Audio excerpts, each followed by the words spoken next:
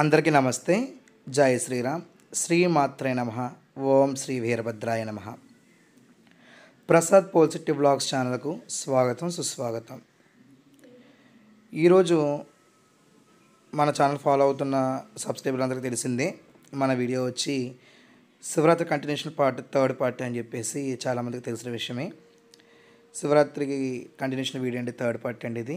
అంటే third part upload చేయమని చాలామంది నాకు మెసేజ్లు అయితే, కామెంట్ రూపంలో అయితే చేశారు. కొంతమంది ఫోన్ కూడా చేశారు. అయితే కొంచెం పర్సనల్ పని ఉండడం వల్ల నేను థర్డ్ పార్ట్ అయితే అప్లోడ్ చేయడం లేట్ అయితే జరిగిందండి. దీనికి మీరు నన్ను క్షమించవలసిందిగా కోరుచున్నాను. అండ్ మరొక విషయం ఏంటంటే, మన గద్దె రిమోడలింగ్, అంటే మన పైన దేవుడి రూమ్ వేస్తున్నామని చెప్పేసి మన ఛానల్లో చెప్పడం అయితే జరిగింది. వీడియోస్ ఫాలో అయ్యే వాళ్ళందరికీ విషయం అయితే తెలుసు. మన గద్దె రీమోడలింగ్ చేసిన తర్వాత ఎలా ఉందని చెప్పి చాలామంది నాకైతే మెసేజ్ అయితే చేస్తున్నారు. ఈరోజు ఇప్పుడు మీరు వీడియోలో చూస్తున్నారు కదండి, మన గద్దె అయితే పూర్తిగా తయారైన తర్వాత ఈ విధంగా అయితే ఉంది. మీరు వీడియోలో చూస్తున్న విధంగా చాలా అందంగా ఉంది.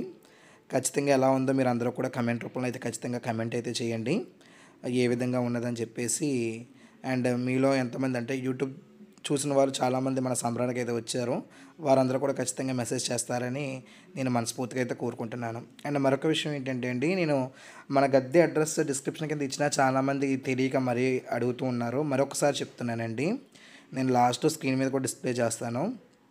అయితే మన గద్దె అడ్రస్ వచ్చి పశ్చిమ గోదావరి జిల్లాలో పాలకొల్లులో ఎడ్ల బజార్ సెంటర్ దగ్గర G+1 కాలనీ రామయ్య హాల్ అని అడుగుతారండి. మీరు ఎడ్ల బజార్కి వచ్చి ఇలాగ రామయ్య హాల్లో G+1 కాలనీ ఎక్కడంటే ఎవరైనా చెప్తారో అక్కడికి వచ్చి పసియాల అనంతప్రసాద్ గారి గద్దె ఎక్కడ ఉందంటే ఎవరైనా చెప్తారండి. అలాగే మీకు డిస్క్రిప్షన్ కింద నెంబర్లు అయితే ఇస్తున్నాను కదా, పసియాల అనంతప్రసాద్ గారిది అని చెప్పేసి, మళ్ళీ పోల్సిటీ సాయిప్రసాద్ గారి నాదని. మీరు రెండిట్లో ఏ నెంబర్కి చేసినా పర్వాలేదండి. ఇన్ కేస్ మీకు నెంబర్కి రెస్పాండ్ అవ్వకపోతే కనుక మీరు వాట్సాప్కి అంటే పలానా చోటు నుంచి చేస్తున్నాను అని చెప్పేసి, మీరు యూట్యూబ్ ద్వారా వచ్చని చెప్పేసి మీ పేరు, ఊరు కనుక మెసేజ్ చేసినట్టయితే కనుక తర్వాత ఖాళీ ఉన్న టైంలో మేమే మీకు మెసేజ్కి రిప్లై అవ్వడము, రెస్పాండ్ ఎలాగైనా అవుతామంటే కాల్ అయినా చేస్తాము. కావున అందరూ కూడా గమనించవలసిందిగా అయితే కోరుతున్నాను. నేను లొకేషన్ కూడా పిన్ చేస్తాను, కాబట్టి వీడియో చూస్తున్న వాళ్ళు ఎవరైనా సరే తెలియకపోతే కనుక అబ్జర్వ్ చేయండి.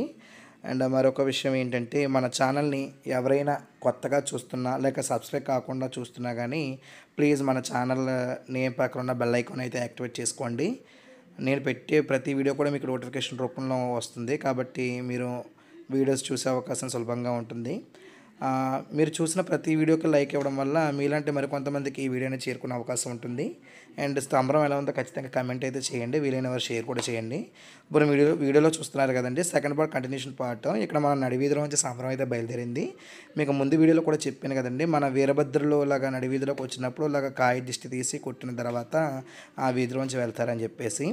ఇప్పుడు ఆ వీడియోకి కంటిన్యూషన్గా అయితే మన సంబరం వీడియో అయితే కనుక కంటిన్యూషన్గా ఉంది, కాబట్టి ఎవరో కూడా స్కిప్ కాకుండా చూసినట్టయితే కనుక మీకు ప్రతిదీ డీటెయిల్డ్గా అర్థమవుతుంది. అండ్ మరొక విషయం ఏంటంటేనండి, మన సంబరానికి 3 పేరెంటాలు అని చెప్పాను కదండి, దగ్గమిల్లి నాగమ్మ గారు, అయినాల దేవమ్మ గారు, పసియాల బుజ్జమ్మ గారు అని. ఇప్పుడు దగ్గమిల్లి నాగమ్మ గారు ఏ విధంగా వస్తారనేది ఈ సంబరంలో ఇప్పుడు మీరు చూస్తున్న వీడియో దగ్గర నుంచి ఉంటుంది. నేను వాయిస్ ఓవర్ అయితే ఇవ్వను, మీరు కాబట్టి స్కిప్ కాకుండా చూడండి. ఇంకా మన ఛానల్ ఎవరైనా సబ్స్క్రైబ్ కానట్టయితే కనుక ప్లీజ్ సబ్స్క్రైబ్ చేసుకోండి. వీడియోని అయితే చూడండి. ఇప్పుడు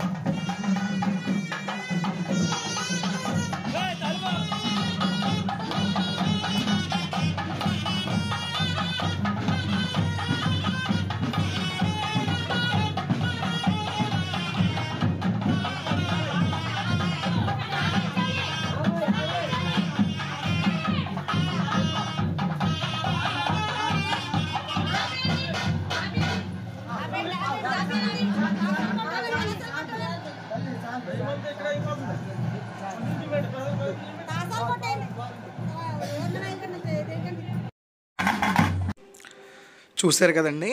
ఈ విధంగా అయితే దగ్గమిల్లి నాగమ్మ గారు సంవత్సరానికి ఒకసారి శివరాత్రి రోజున వస్తూ ఉంటారండి సన్నాయి మేళానికి. ఈ విధంగా అయితే ఇక్కడతో నాగమ్మ గారు ఇంకా కనిపించారు ఆ రోజున. ఆ తర్వాత అక్కడి నుంచి బయటకు వచ్చి నీళ్ళు వేయించుకొని మొత్తం కనబడే వాళ్ళందరికీ పసుపు కుంకుమలు పెట్టి హారతలు ఇచ్చి దండలు వేసిన తర్వాత మళ్ళీ ఇలా కిందకి రోడ్డు మీదకి అయితే వచ్చాము. రోడ్డు మీద అయితే ఈ విధంగా ఉన్నదైతే సంభ్రమం. ప్రతి ఒక్కరు కూడా ఎవరి వీరభద్రుల్ని, అదే వీరగణకంపల్ని, వీరన్న బాబుని వాళ్ళు మోస్తూ ఉన్నారు. మీరు వీడియోలో అబ్జర్వ్ చేస్తున్నారు కదా. అక్కడ మీకు దేవుళ్ళు కనబడే వాళ్ళందరూ కూడా మా సంబరంలో అయితే యూనిఫామ్ కింద వైట్ డ్రెస్ అయితే మెయింటైన్ చేస్తామండి. అంటే సంబరంలో వెళ్ళేటప్పుడు వీళ్ళు అలా దేవుళ్ళు కనిపించేవారని తెలుస్తుంది అని చెప్పేసి ఐడెంటిటీ కోసం ఇలా వైట్ డ్రెస్ వేసుకున్న వాళ్ళందరూ కూడా మీరు చూస్తున్నారు కదా వీడియోలో, వాళ్ళందరూ కూడా మా సంబరంలో ఉన్న వాళ్ళని ఐడెంటిఫికేషన్ కోసం అండి. ఈ విధంగా అయితే జరుగుతూ ఉంటుంది. ప్రతి సంవత్సరం కూడా కనిపించే వాళ్ళందరూ కూడా వైట్ డ్రెస్సే వేసుకుంటారు. ఇది మా సంబరం యొక్క కోడ్ అని అనుకోవచ్చు.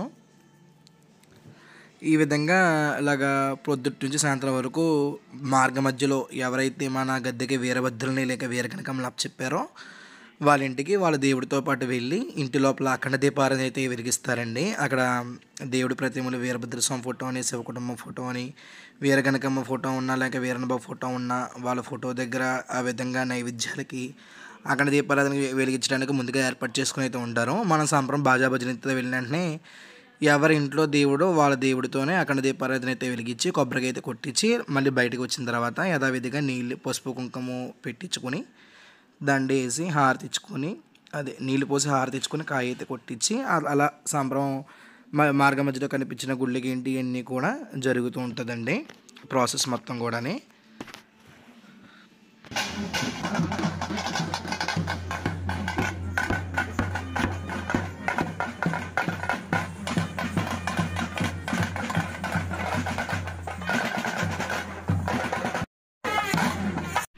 ఈ వీడియోలో థర్డ్ పార్ట్ ఇక్కడ వరకు అయితే పెట్టానండి. ఫోర్త్ వీడియో కోసం వెయిట్ చేస్తూ ఉండండి. మన ఛానల్ అయితే సబ్స్క్రైబ్ చేసుకోవడం మర్చిపోవద్దు.